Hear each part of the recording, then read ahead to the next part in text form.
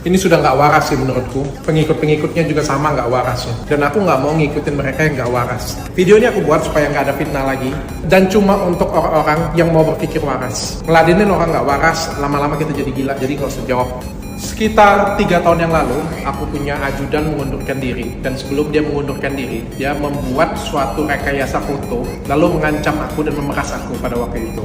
Aku melaporkan ke polisi. Singkat ceritanya, beliau menjadi tersangka, beliau minta maaf dengan aku. Dan sebenarnya pada waktu itu, di dalam hati kecil aku memaafkan. Aku juga memberikan sejumlah uang untuk modal usaha dia balik ke Medan. Singkatnya, dia balik ke Medan, proses polisi sebenarnya tetap jalan. Sehingga beliau itu sebenarnya adalah DPO. Beliau itu DPO tahun 2023. Aku akan lampirkan surat DPO. Jadi narasi yang dibangun seperti jemput tiba-tiba, cepat banget tuh nggak benar ya. Jadi sebenarnya kasus ini sudah dari tahun 2022 dan beliau itu DPO di tahun 2023. Dan juga sebenarnya aku juga sudah lupa dan nggak mau ngurusin beliau juga. Jadi beliau ada di Medan, kasusnya juga stuck karena penyidik juga cari di Palembang kan nggak ketemu orangnya dan aku juga tidak mengarahkan beliau ada di Medan. Aku sengaja tidak cabut laporannya karena aku masih punya pikiran, aku punya feeling masalah ini nanti pasti akan ada pemerasan kedua karena pemerasan pertama itu bener-bener kayak ngotot banget, tiba-tiba dia minta maaf dan aku tuh masih menaruh curiga. Tiba-tiba sekitar beberapa minggu yang lalu, foto yang dibuat oleh mantan ajudanku, yang dicipta kondisi oleh mantan ajudanku,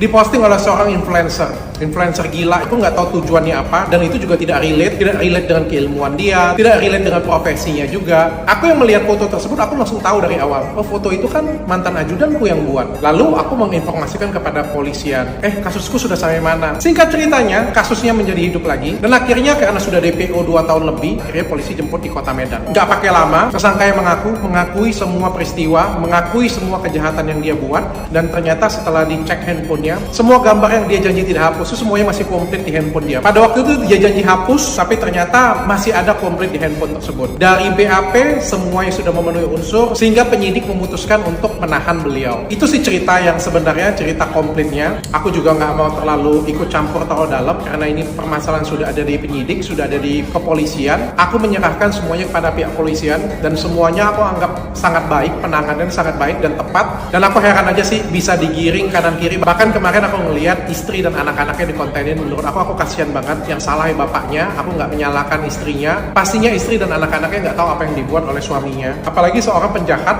yang kita kontenin istrinya. Kasihan nih istrinya, anaknya. Kalau kayak gitu semua maling motor, semua koruptor dikontenin aja istri dengan anaknya. Pasti nangis-nangis semua kok. Tapi kan bukan artinya mereka nangis aku jahat. Polisi juga nggak sebodoh itu menilai ini tindak pemerasan atau tidak. Ya tapi memang ya biasanya memang sindikat pemeras membela pemerasnya. Aku juga nggak mau ladenin. Menurut aku ini sudah orang gila. Ini bukan lagi mak-mak komplek, tapi ini mak-mak somplak sih menurut.